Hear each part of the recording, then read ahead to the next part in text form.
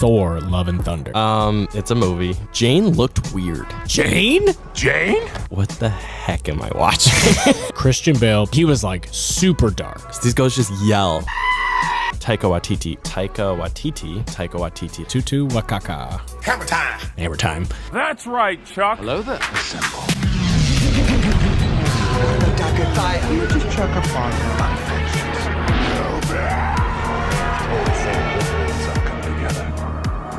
99 nerds. Get a load of that. That was cool. Welcome to the future. We're back. Episode 14. 14. Yep. 14. And we are here today to talk about something pretty relevant, pretty hot off the press. We are here to review Thor: Love and Thunder. Yes! Strongest Avenger. Thor is one of my favorite characters. The dude is yoked out of his mind. Yeah. Talk about inspiration. What do you think, Sean? Yeah, he's all right. We have no visual of Sean today, but he is here physically. Still worthy. And in spirit. What do you think, David? What do I think of what? What even is a Love and Thunder? It's a movie. On a scale of 1 to thunder, how much love do you give it? I mean, no, we'll start with our rating. I'm not going to go into that. I would give the movie... Here's the thing. When people ask me, how was Thor: Love and Thunder? I don't know what to say, and I just laugh. Because the movie is literally a joke. Like, one joke after another. I'd probably give it like a 6.5 out of 10. Okay. What about you, Sean? I'd say 3.5 out of 5. So a 7 out of 10. You son of a gun. It's almost difficult to give any Marvel movie a 1 to 10 rating because I just think of it more in terms of like, where does this fall in all of the movies? How many are there now? I don't know. I should have looked it up. But higher 20s. I feel unprepared today. Yeah, so let's say there's 20. Oh, wait, there might be, out of movies, let's call it 27 or something.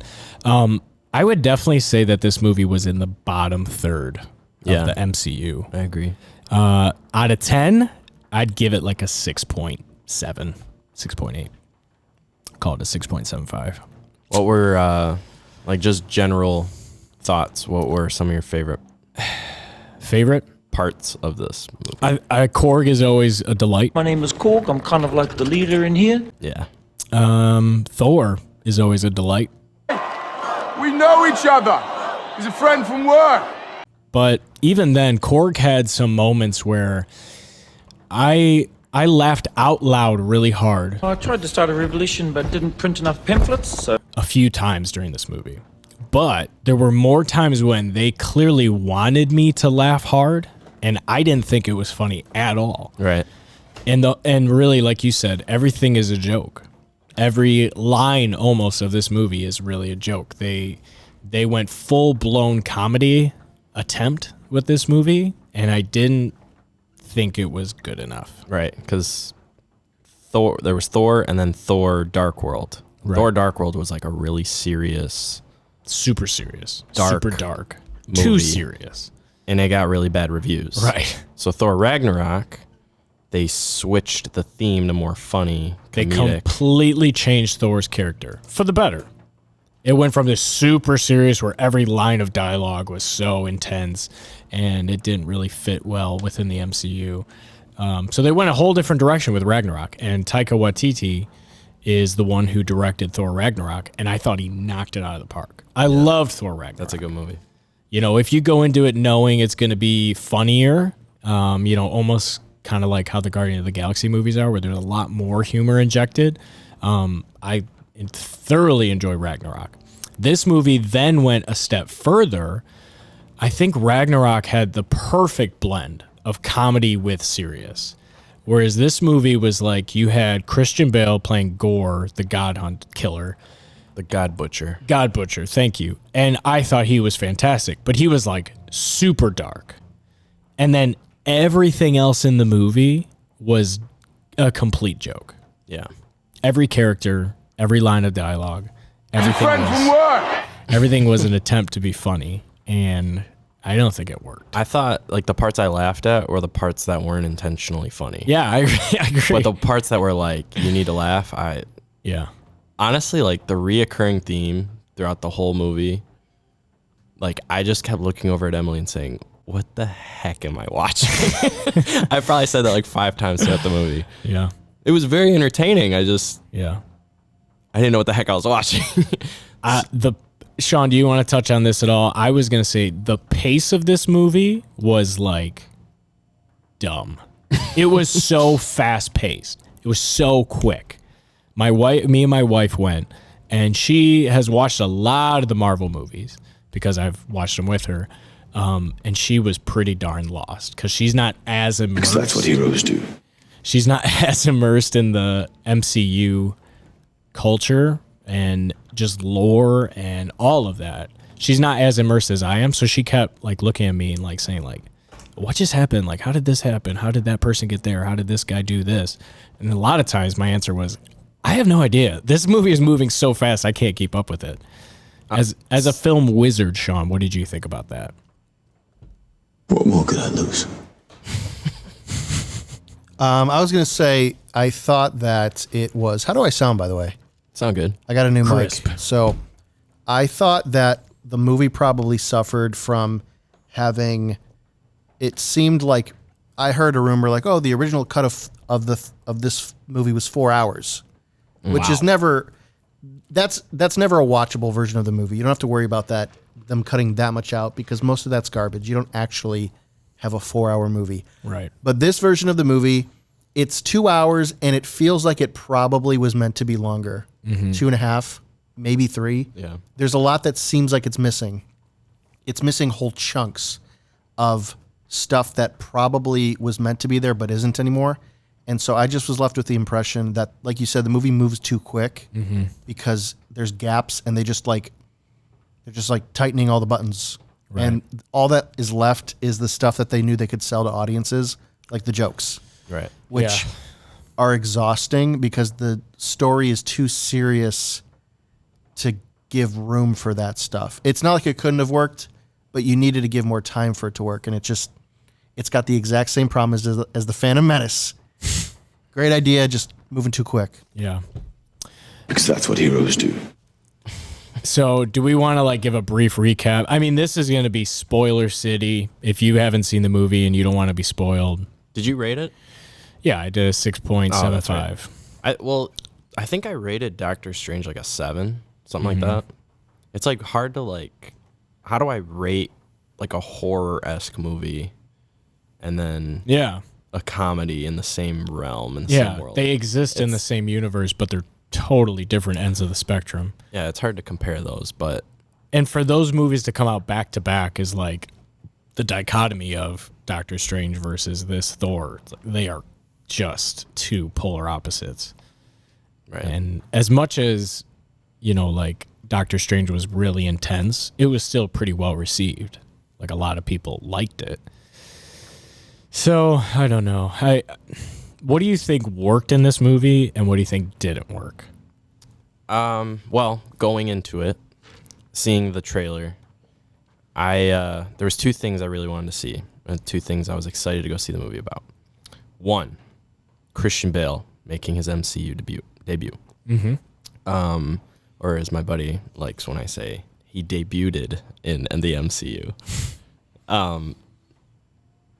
So 1, him being the villain. 2, how the heck does Jane become Thor? Right. So I was excited to see how that played into it. And I'm like, you know, she had the ether in her. Maybe something messed with her code where she is now, I don't know, her DNA. Worthy. Yeah. Which she always was worthy. She helped, in this movie, they talk about how she helped Thor become worthy. He wasn't even worthy in the first movie. So they talk about how she's still worthy. So yeah, I think that part didn't bother me, her being worthy. But I feel like they were missing like 40 minutes of the movie when it came to talking about how she has cancer. Okay.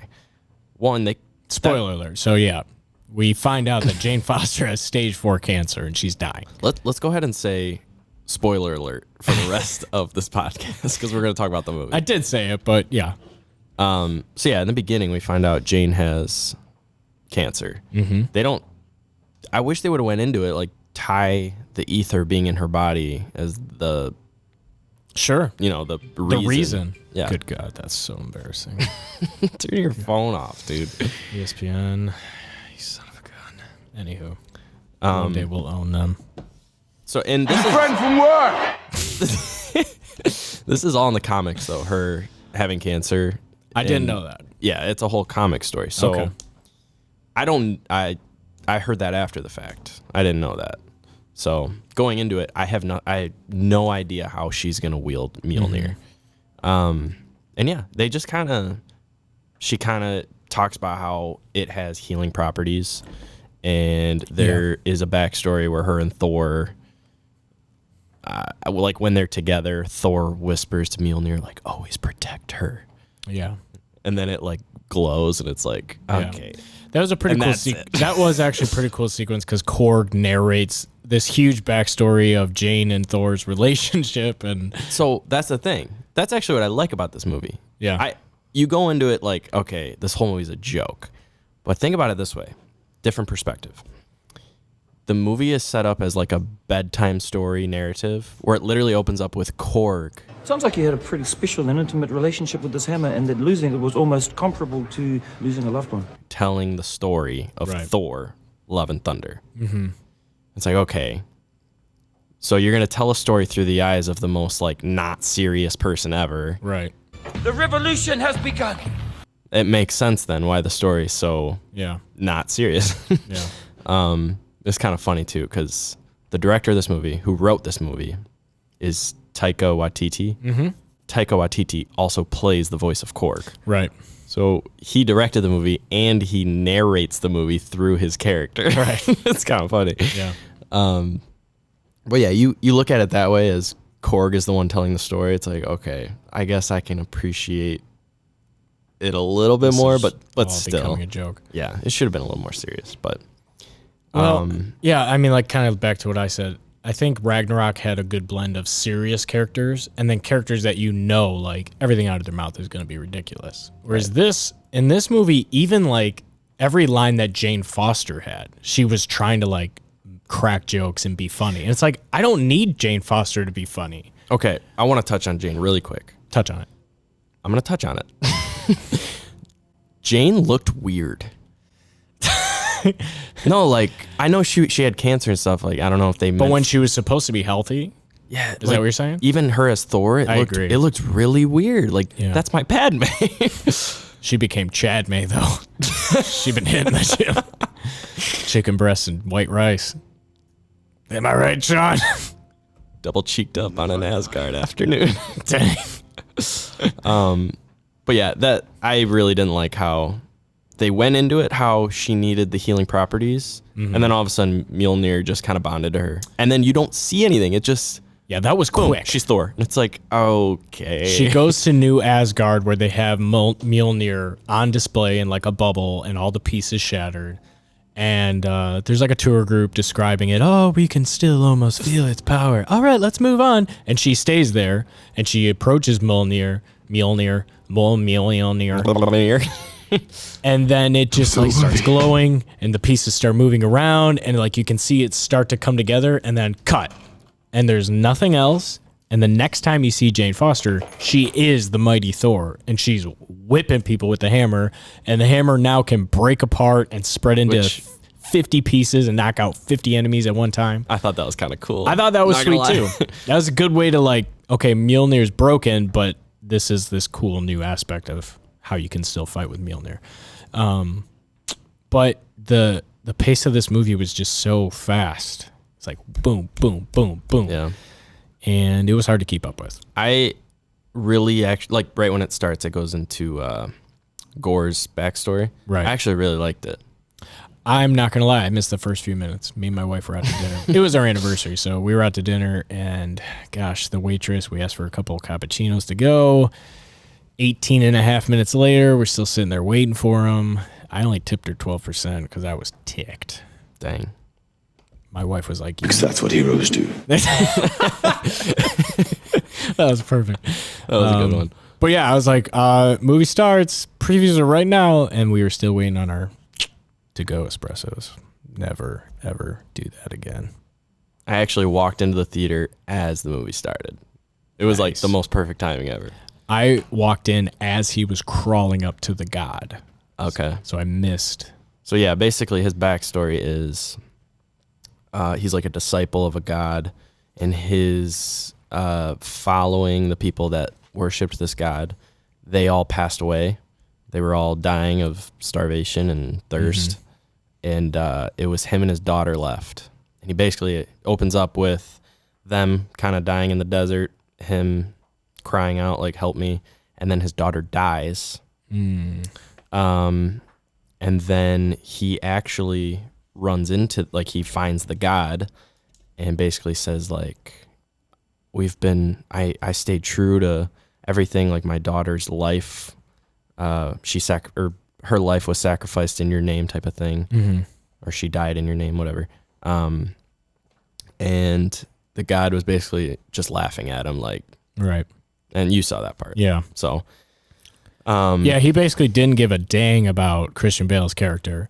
And he was kind of like, we're just celebrating here because I just killed this necromancer guy who has a necromancer sword, which can kill gods. So I'm glad I killed him so he can't take out any more gods. And he's just like laughing and yucking it up. And Christian Bale's character is like, what was it? I guess his name's Gore. Gore. The So god Gore butcher. is just like, you know, you're celebrating, but all your followers, all your people who serve you and worship you are dead. And he basically is just like, there will always be more people to serve me and worship me. Like, I don't care about you. And that's when he basically says, well, I denounce you then. And then the god gets ticked at him. And he picks him up, he chokes him, he picks him up. And he's basically just like going to kill him and says, like, you're nothing. And, you know. Kylo, you're nothing. What more could I lose?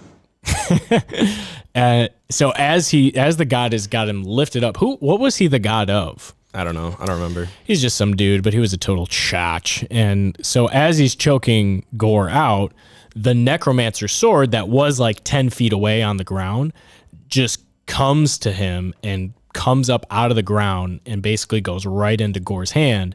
And it's like whispering to him the whole time and like getting in his head saying, kill all the gods, kill the god, kill the god.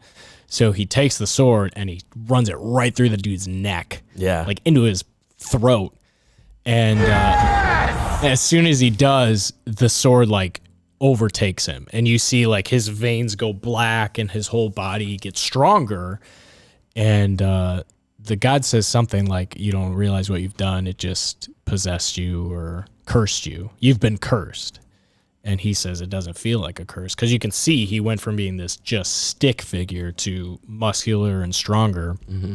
So then the god dies and the whole world just kind of like ravels away. Gore basically swears vengeance on the gods. Like, like my daughter died. I gave my whole life to this. Like, it's time for me to mess some dudes up. Yeah, he's ticked. So But- I like the backstory. I like the villain. I wish he would have had more screen time. Like, I wish there was more to him.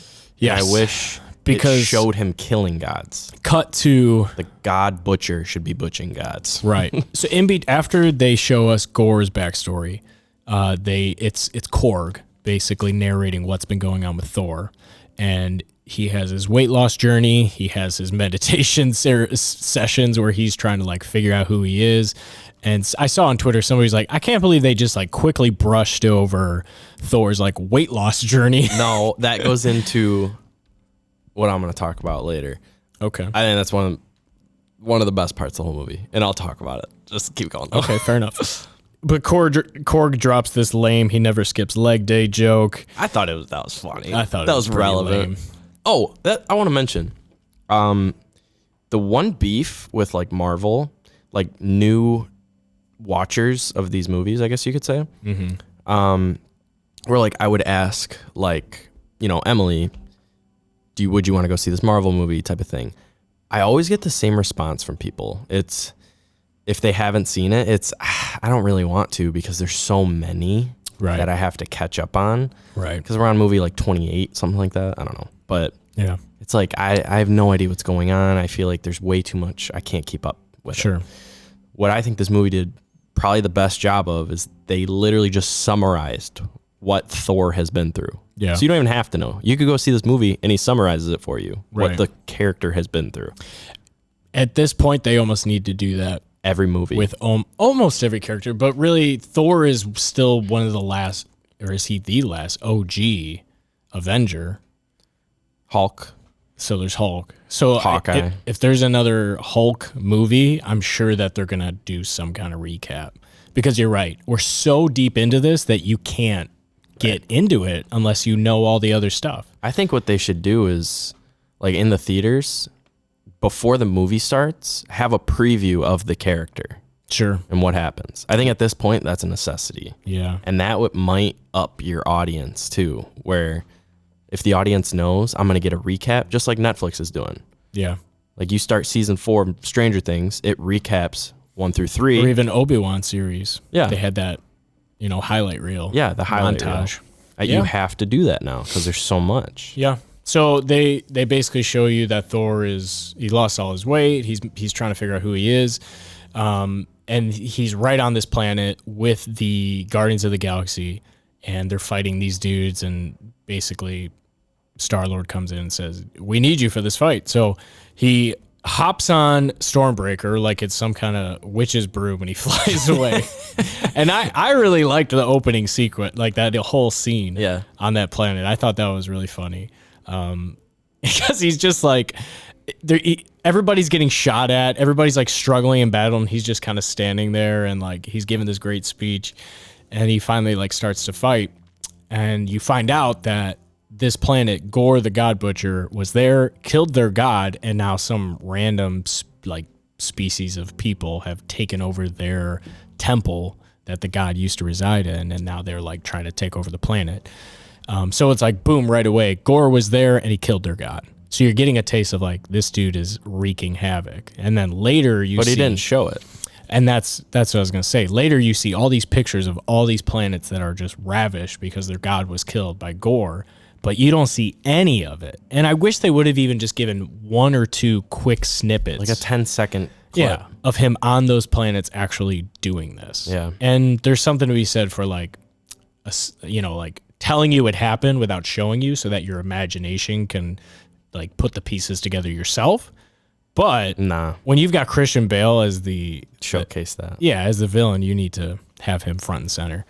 So I thought that was a missed opportunity, but it might have been in that 4-hour cut and they decided to cut it. Who knows?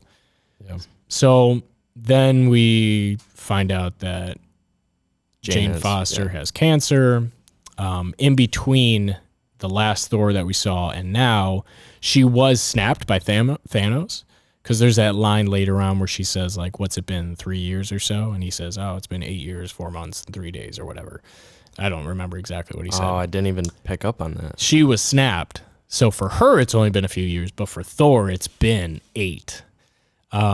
But when she comes back, she's like this super successful, super accomplished astrophysicist or theoretical physicist who's writing all these papers and books, and like everybody in the world knows her.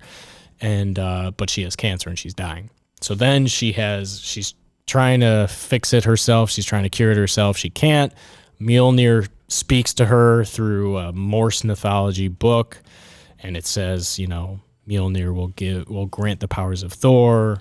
Has healing properties. Yeah. That's what they highlight. Strength and healing.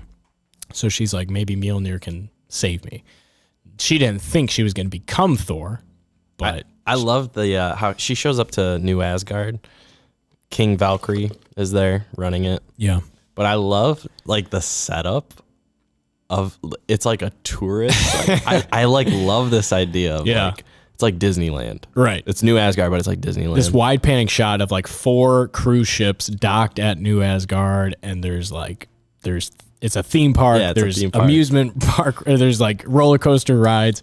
Everybody's there taking pictures and stuff. And then I love the play. Yeah. Another little callback to the other movies summarizing it. Yeah. They have a play of like it's Matt Damon. Yeah. Matt Damon, and the guy who's playing Thor is actually Chris Hemsworth's older brother. I didn't know that. Yeah. So they're recreating the scene where their dad, what's his name? Gosh. Odin. Odin, yeah. The scene where Odin dies and then their sister, gosh, what's her name? Hela. Hela, yeah. Hela. When she shows up and Hela is actually, what's her name? Isn't it Fat Amy? No. Jenny McCarthy? No. Melissa? Melissa McCarthy. Melissa. No. Yeah, Sean, what that's is it. it? Melissa Why McCarthy. didn't you say anything? You have a mic, bro. Gosh, you made me look like an idiot. I just don't want to interrupt you guys. You're doing such a good job. Hang on. want you Who's, to. who's Fat Amy? What's her name? I don't know. Isn't it Fat Amy? Who is Fat Amy? From Pitch Perfect. Who's watched Pitch Perfect? Guys, you need to watch that movie. The Cup song? Fat Amy. That's Rebel. Yeah, Rebel Wilson. Yeah, That's yeah. it. I'm sorry, Dave. We don't care about that. Melissa McCarthy. She is Hela. And That's right. it's like this super low budget, poorly done play where they've got like Mjolnir on a string and like Thor throws it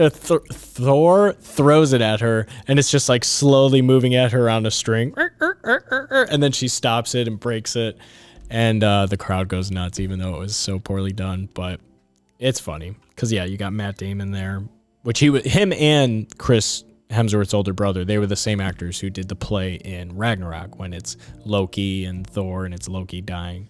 Yeah. So that was funny that they brought that back. But then, That's when she gets Mjolnir. right. And then Gore the guy. Actually, real quick, the very beginning fight on the planet where Star-Lord asks Thor to help. Mm-hmm. During all that, the tank that shows up with the furry creatures, Yeah. those things were weird. Yeah, they were. They were kind of like the monster from the Muppets. Yeah, I was gonna say that. Yeah. The guy who doesn't talk was just like, Who plays the drums? yeah, who plays the drums.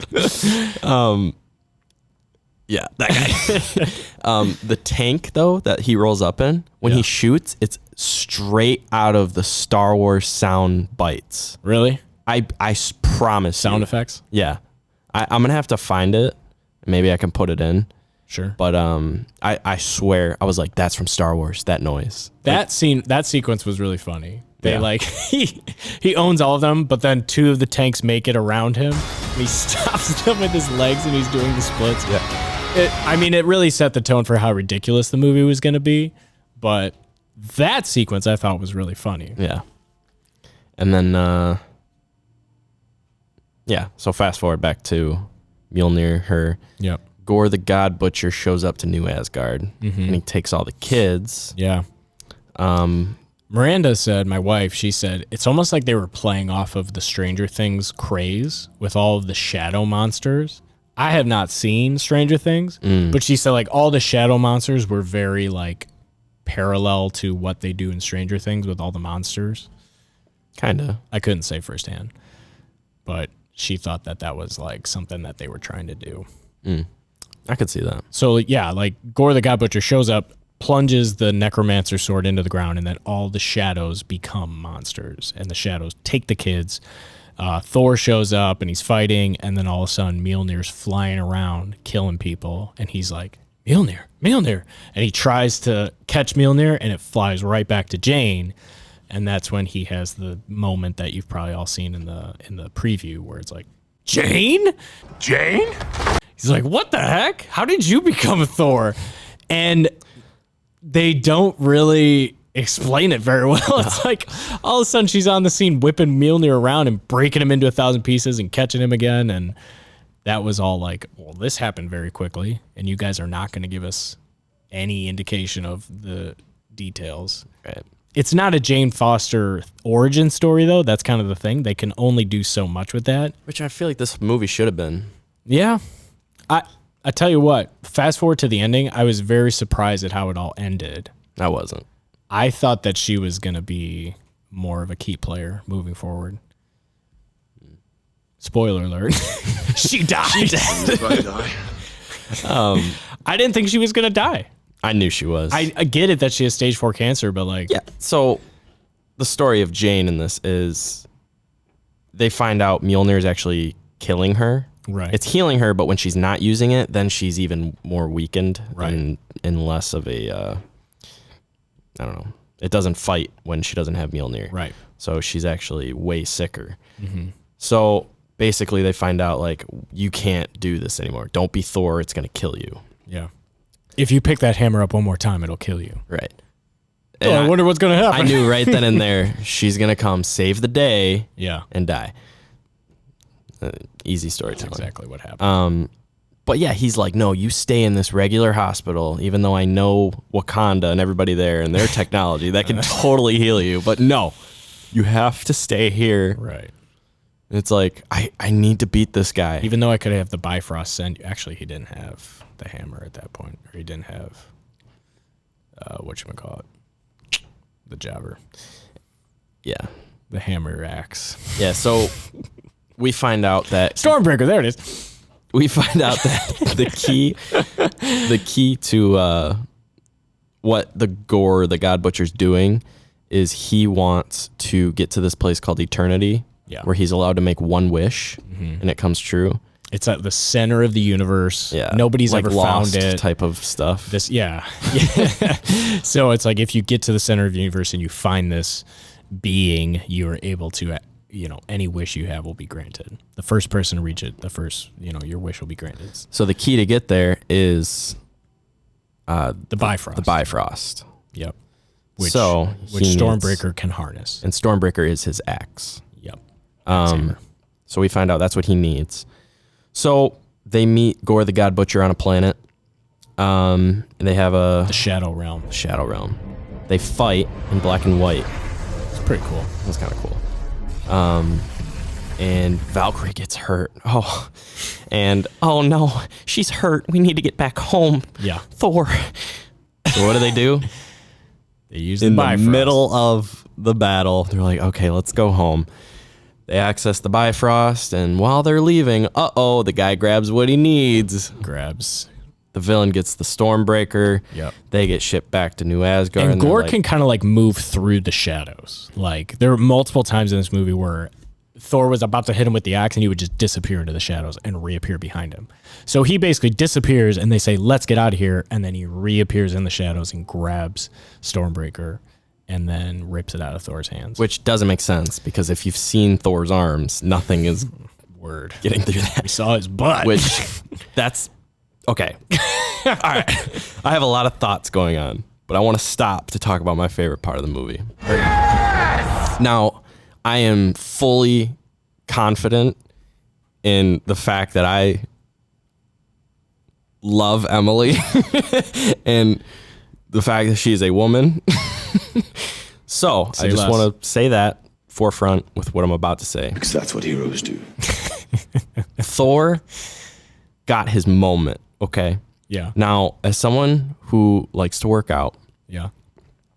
Thor is an animal. He is a unit, okay? He is a specimen. And he's always been known as the type of dude that other dudes lust after in the gym. That boy dummy thick. That boy got tries, buys, quads.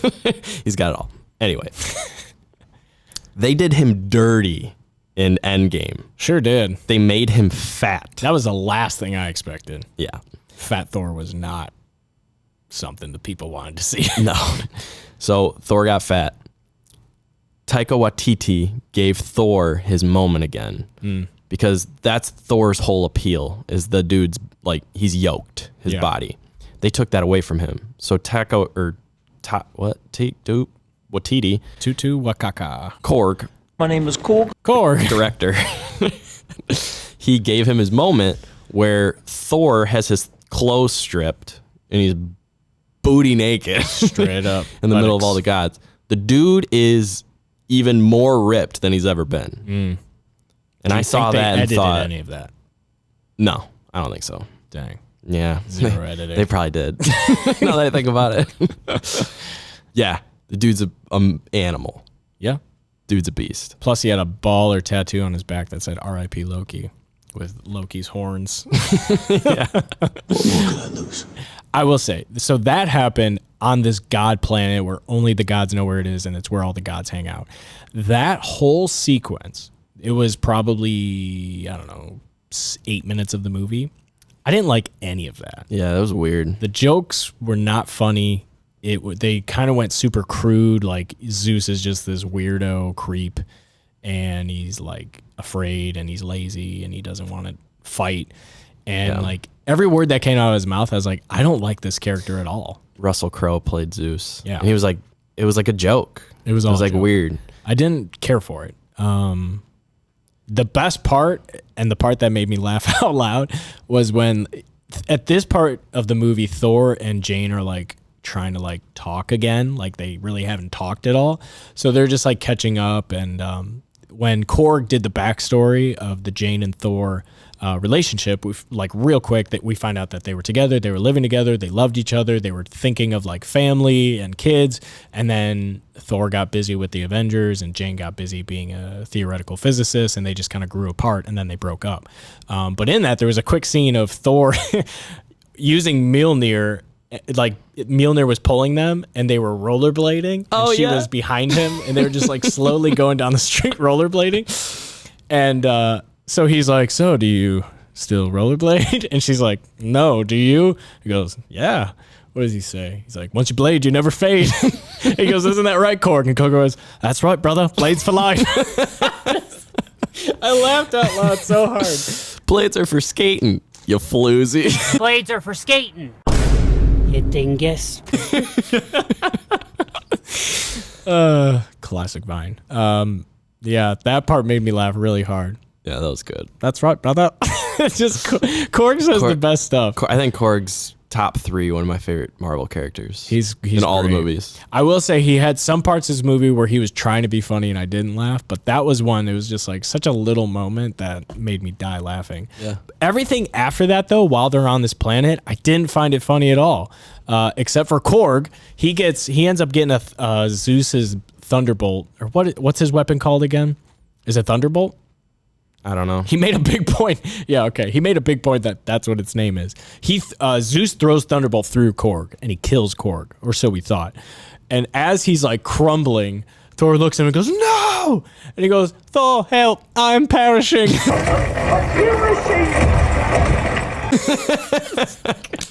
So stupid, but I loved it. And then literally all that's left of Korg is just his face. And he's like, I'm still alive. Apparently all I need is my head to survive. So then Thor is just a face for a good, I don't know, hour of this movie. And Valkyrie like ties him to the back of her head with her hair. And he's like, all right, I've got you 6. And he's like calling out like, there's someone behind you. That was funny. Yeah, that was good. But with Valkyrie, I'm going to say something. You know what? I'm about to say it. You ready? Uh-oh. I don't like her character at all. I think in Ragnarok, again, she had a good balance of like she was serious, but then she would crack jokes every once in a while. This movie, she was just like trying to be funny the whole movie. Hand grenade? No, it's a portable speaker. Chrissy, wake up! And she was trying too hard, and it wasn't funny. Right. That's how every character was in this movie. didn't care for her story at all in this movie. Yeah. But yeah, I mean, she's the king. They should have touched a little bit on like what she's going through, what she has to do. Well, yeah, I mean, they but briefly showed it. It's like Valkyrie's story is she's king of New Asgard, and all it is her going to meetings, going to photo ops, she's the new Old Spice commercial spokesperson. So it's just like, this is what being the king of New Asgard is. It's just meetings and meeting these people and politics and yada yada. And she just wants to fight. But I don't know. I didn't care for her story arc at all. No. And I didn't think anything she said, like nothing she said made me laugh out loud. Right. Or even chuckle, really. I would say one of the things I really liked was this like personification of Stormbreaker and Mjolnir. Yes. So they're in that meeting with Valkyrie, and Jane shows up with Mjolnir, and Thor is just like looking across the room at Mjolnir like, oh my gosh, like That's his ex-boo right there. He says multiple times like how much he loves Mjolnir, and he's like, "Oh, Mjolnir's in the room." Right. He's like, So he like is reaching out to Mjolnir from across the room to see if he's still worthy of Mjolnir. right. And as he's like reaching low key, Korg walks up and goes, "Oh, what you up to, bro?" It's just like, I don't know why it's so funny, but that's when Stormbreaker, like, they don't say, the weapons don't talk. No. But Stormbreaker just like floats in and just like turns at them. They made Stormbreaker a character in this movie. Yeah. It had its own personality, and it was like a jealous girlfriend. It's like that meme where the guy's holding his girlfriend's hand, but he's looking across the road at the other girl. Yeah. That's Yeah. what they created in Thor, Stormbreaker, and Mjolnir. Yeah. So he's like reaching and trying to call Mjolnir, and Stormbreaker slowly comes into the room and turns towards him like, and he's like, "Oh, there you are. Yeah, I was calling for you. I'm glad you're here now." Yeah, and they play that off multiple times in the movie of like he's trying to, anytime he's around Mjolnir, Stormbreaker gets like weird and like isn't working correctly because Stormbreaker's jealous. Right. Like that was a pretty funny dynamic and a fun dynamic. I liked that. Yeah. So back to them being on that god planet, Thor is there to essentially try to get the gods to rally behind him. And he's saying like, dude, this guy Gore, the God Butcher, is killing all these gods and he's creating all this havoc around the galaxy. Like, we need to do something about this, and we need to do it now before he's got the necromancer. He could kill us. And Zeus is just a total DB. Like, I didn't care for his character at all.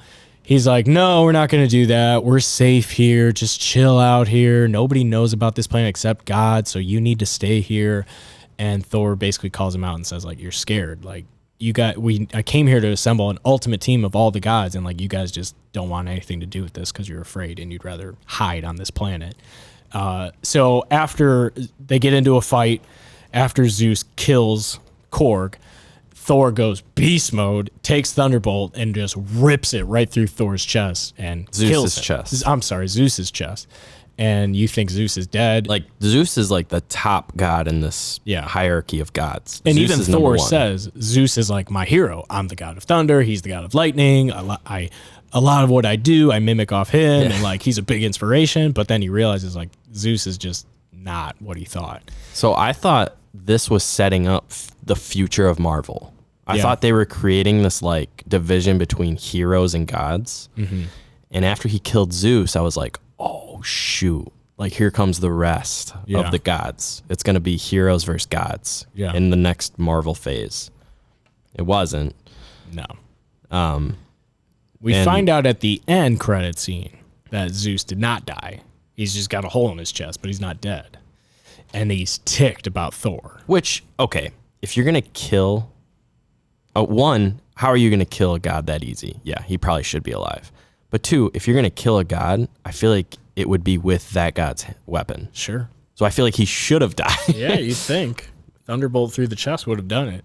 But what they set up in the end credit scene, and I feel bad because we're really jumping all over the place, but what they set up in the end credit scene is Zeus is ticked about Thor. He's ticked about how the world doesn't take God seriously anymore, and all they want are their superheroes, and it's all about Thor. And so he is just venting, and then it cuts, and who he's talking to is his son Hercules. And he says, "And that's why I want Thor, son of Odin, dead. And then the people will know that we are serious and that the gods are back." And Hercules says, "It'll be done, Father," or something like that, which immediately sets up the next movie to be Thor versus Hercules, which I'm going to go ahead and predict that Thor dies. I think Hercules kills Thor because Chris Hemsworth has been around a long time. And they're kind of weeding out. Chris Evans is done. Robert Downey Jr. is done.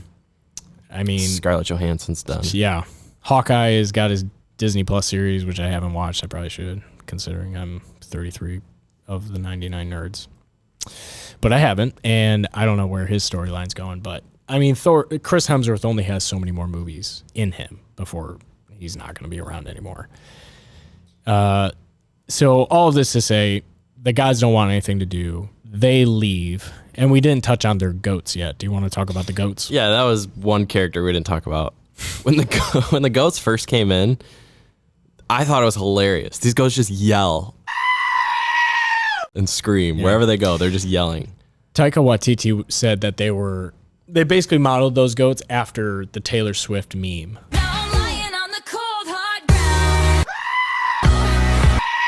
Of I Knew You Were in Trouble, where it's the screaming goats throughout the whole song. He had never seen it before. Somebody mentioned it, and then they said, like, yes, this is what we want to do with these goats. They're going to be screaming the whole movie. I personally thought it was a little too much. I thought the goats in the initial, like, the goats are here, they're screaming, that's fine.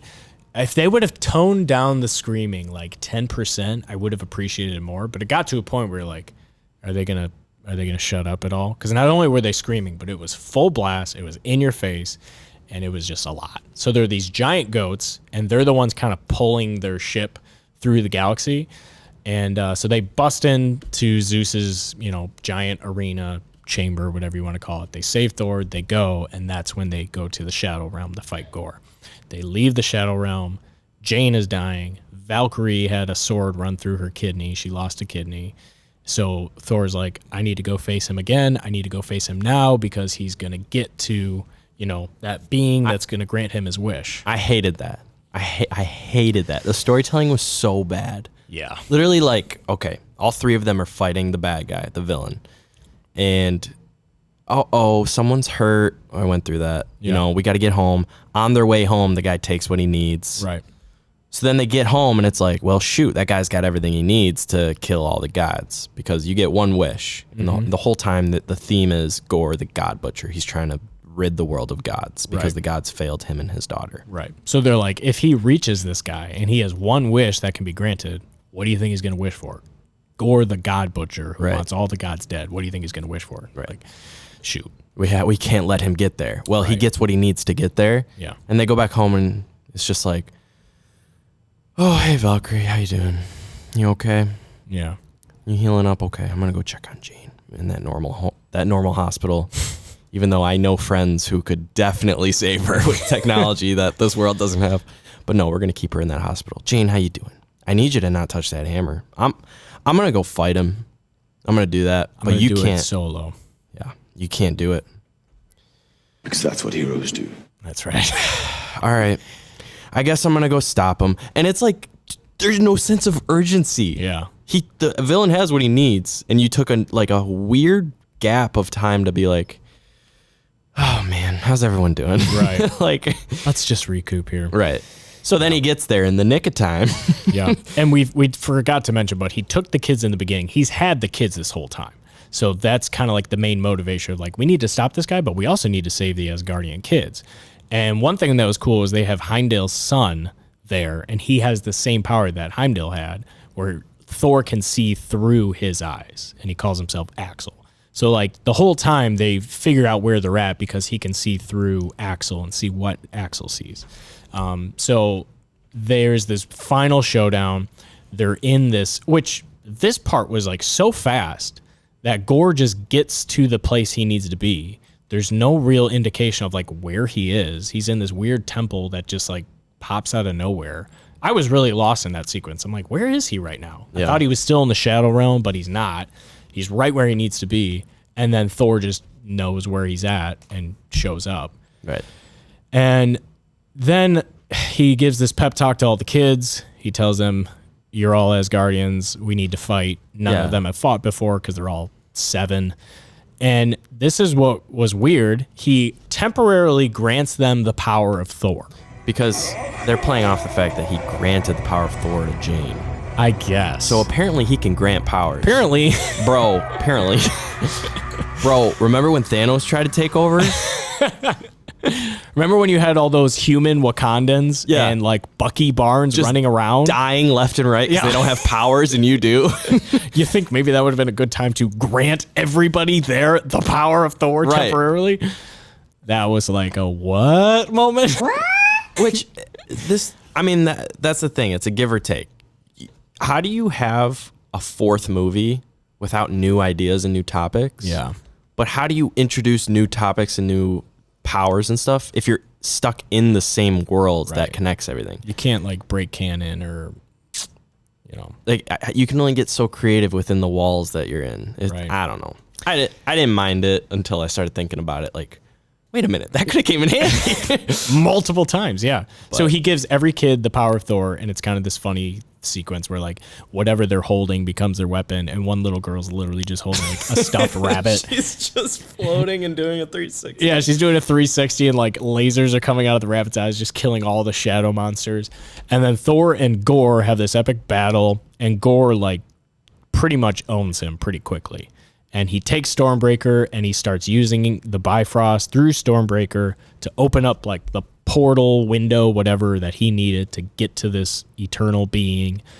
Again, all like not really explained other than like a couple diagrams and pictures of like what Gorr knew he needed to do. But he shows up at this random place that we don't know. How did you get there? How did you know it was there? Okay, this is the exact thing I need to do. I need to use the Bifrost through there to get to this being. It was all very like just happening with no explanation. So someone like my wife Miranda is watching it, and it's like, what? Where are they right now? And I'm like, I don't even know.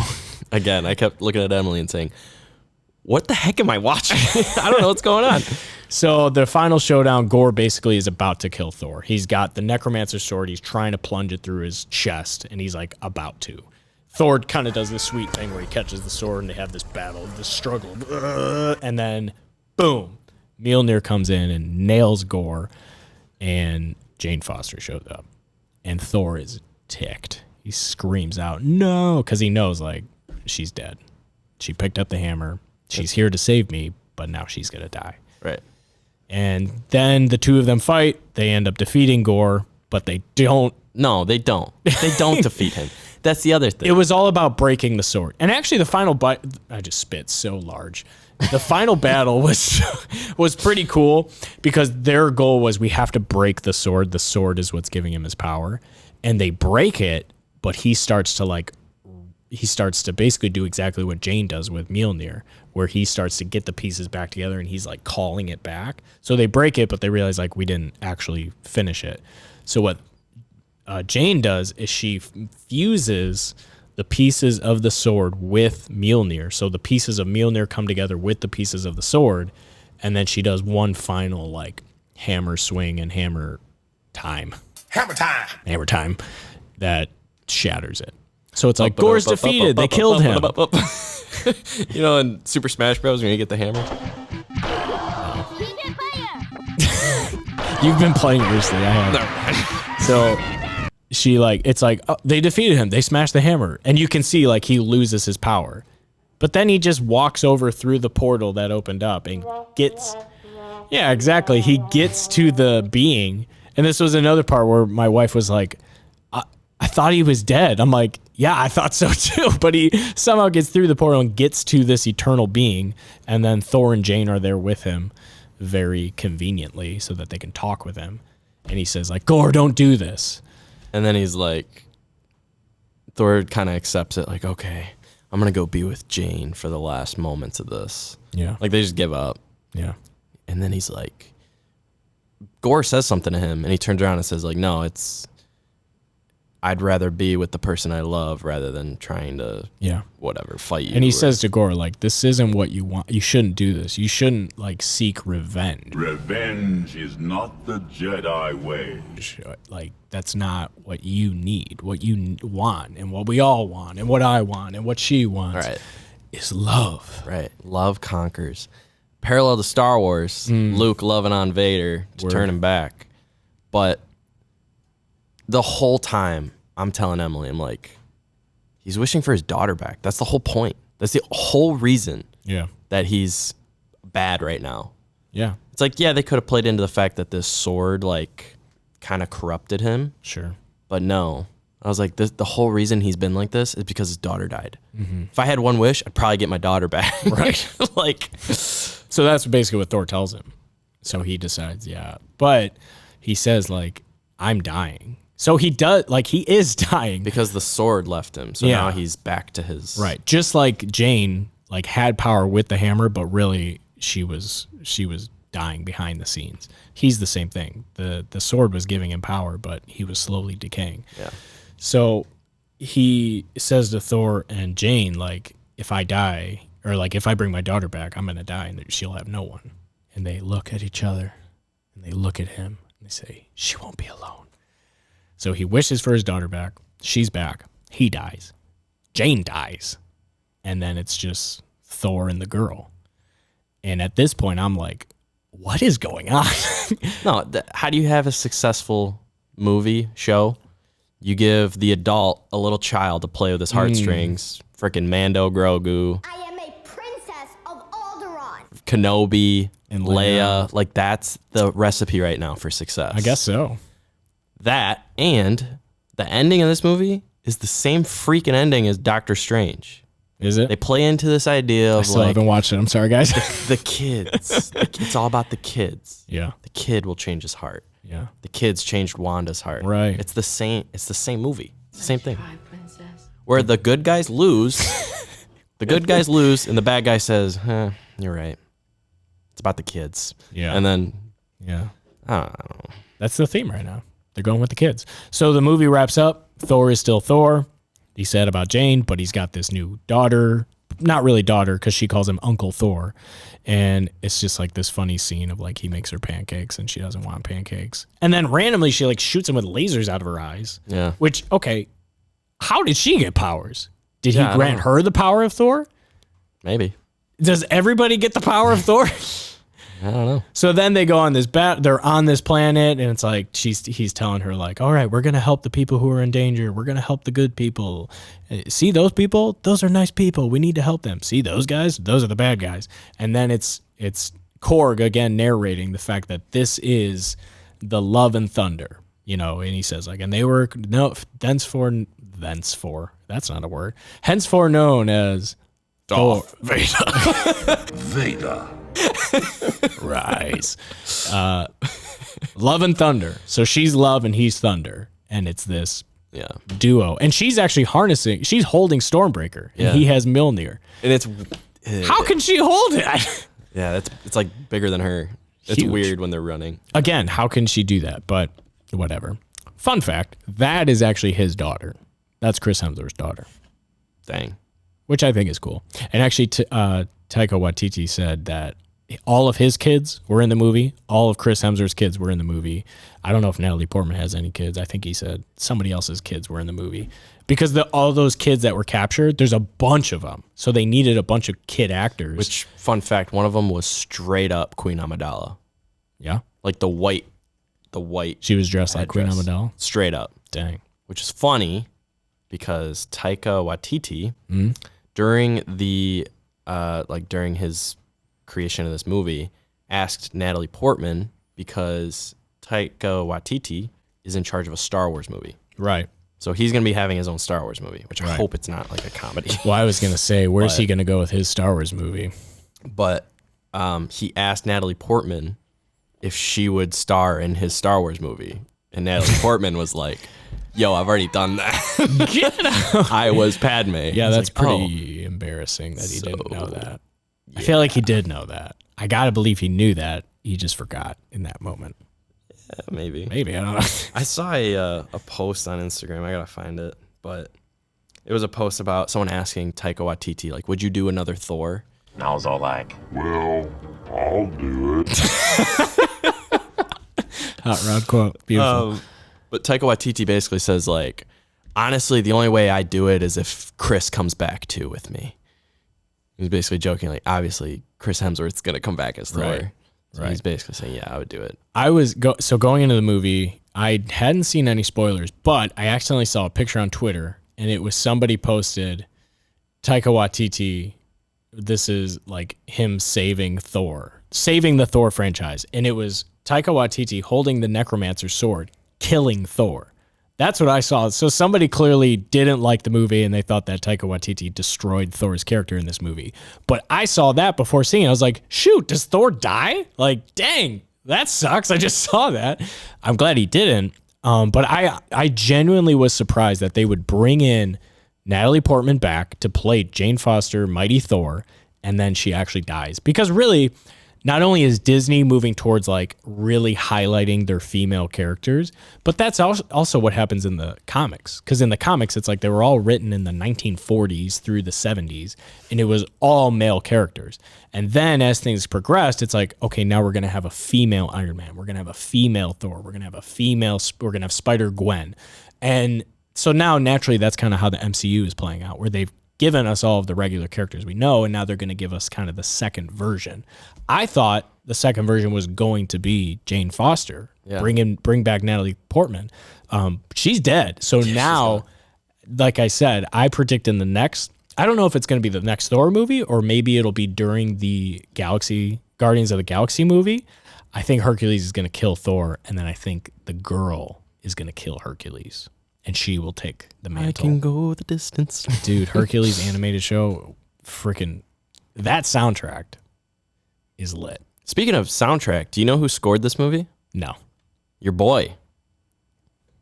Giacchino? Yeah, Michael Giacchino. I watched a YouTube video of him pronouncing his own name, and I forgot what it is now. I think it's Giacchino. I think it's Giacchino or Giacchino, something like that. Giacchino.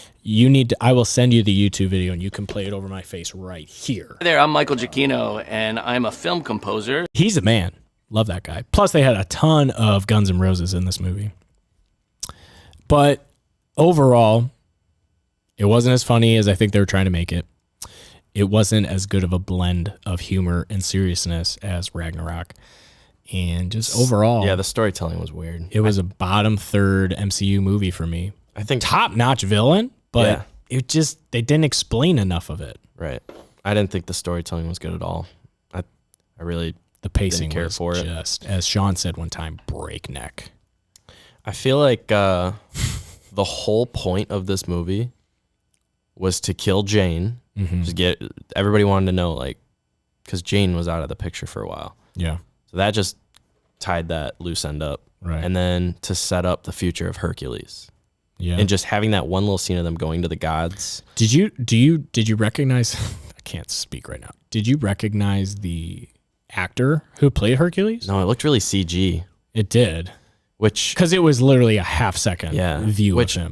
Because Emily said that. He's like, he looked really weird. Yeah. I said, yeah, but so did Thanos in the first time Thanos ever showed up. True. And it was so CG that they can change it. It doesn't matter. That's true. Whatever. Yeah, we'll see.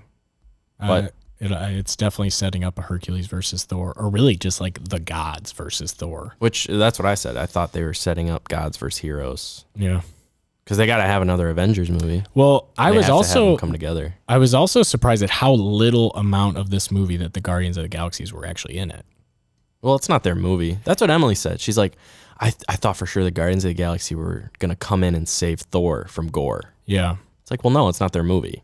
You got to think of that. It's right. Thor's movie. But even then, like, their cameo was so quick in the beginning. I was surprised by that. That's pretty much it. So let's do this. Would you say the movie is worth getting into the theater and seeing it? Or do you think it's worth waiting a couple months for it to come out on Disney to watch it? Mm-hmm. Or do you think it's not even worth watching? I think it's worth watching because it's funny, but mostly funny. But just wait till Disney Plus. Save your money. Don't go to the theater. Right. Sorry, Taika. Save your money by paying monthly with Disney Plus. They're gonna get you either way, but yeah, just wait. Watch it on streaming. Yeah. I mean, if you're an MCU fan, you got to see it, right? Because you got to see how the story progresses, and there are some things that work well in it. And Thor is always great, but yeah, they're trying to force it. Yeah, they're trying to force jokes, and I'm not a huge crude humor guy. I mean, some people might have gotten a kick out of Zeus and like the stuff he was saying. I mean, I'm not gonna repeat it, but like I wasn't down for that. And honestly, that was my least favorite part. Was Zeus. Easily. It's like, okay, dude. Yeah. This is weird. Yeah. It was weird.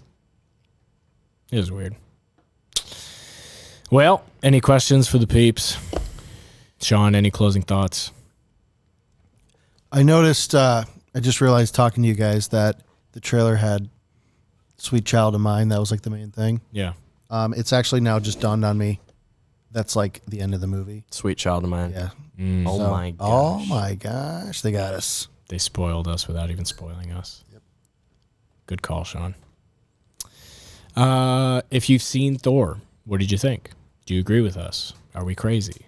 I mean, honestly, I am normally the guy that comes in here and is hyped up and is excited and will not give any of these movies lower than an 8 out of 10.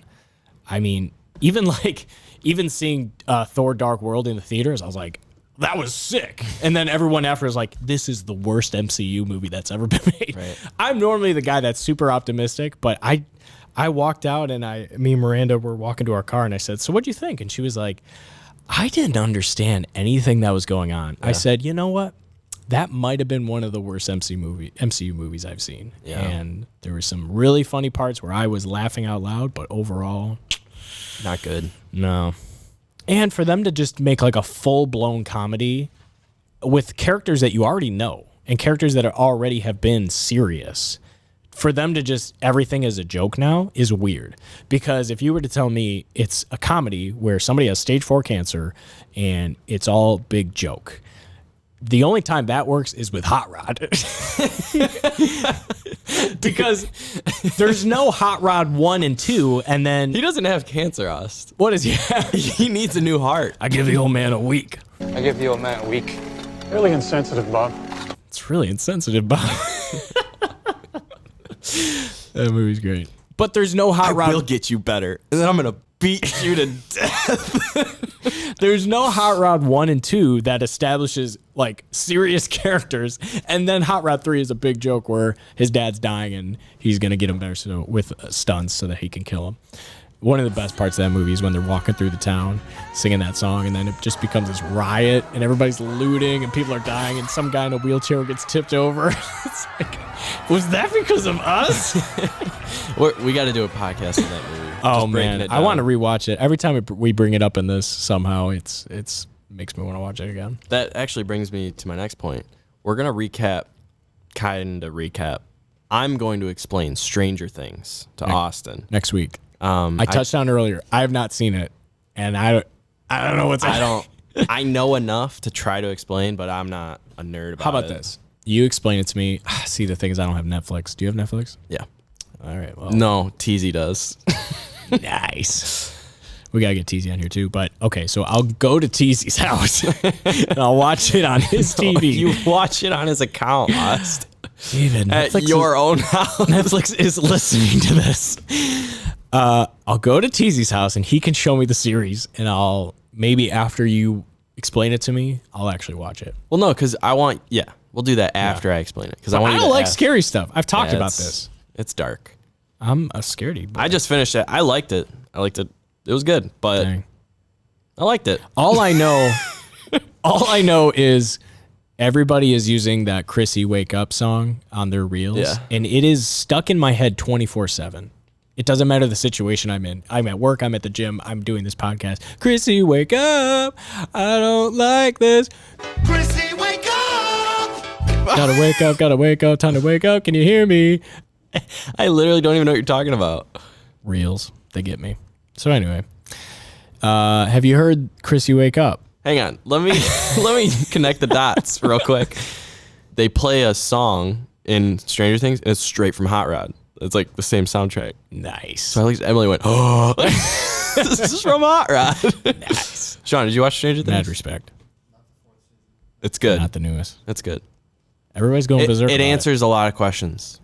Some. It's honestly like the pandemonium of Kenobi. It's like that times 11 with Stranger Things. I think there's more people watching Stranger Things than anything. So that was season 4, and they're setting up for more seasons. I'll say that. Of course they are. Because it's too successful. Emily said, "What the heck? I wanted that to be over. I don't want to watch this again. I want this to be concluded." I was like, Emily, you got to think. Netflix literally has nothing. Like this is their cash cow. They are going to pump this for another 13 seasons. Yeah. 11's going to be 75 years old. this kid. But I will say, just real quick about Stranger Things.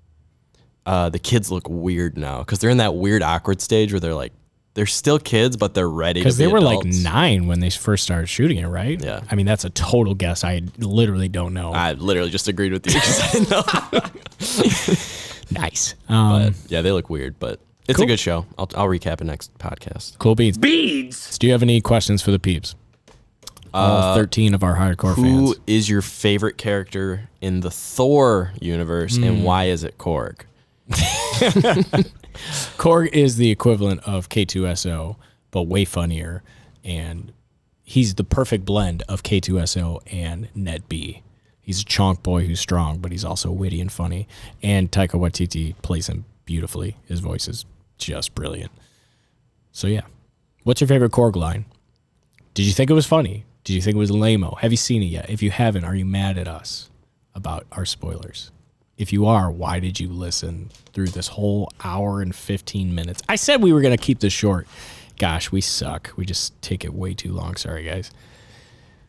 MCU can MCU is too much to talk about. Like, Comment. subscribe, Comment.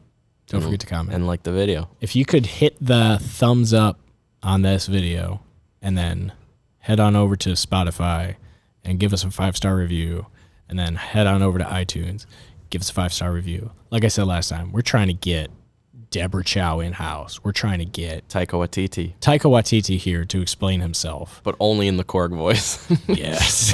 We're trying to get Korg here. Yeah. We're trying to get Hemsworth to invite us to Australia to work out with him, straight up.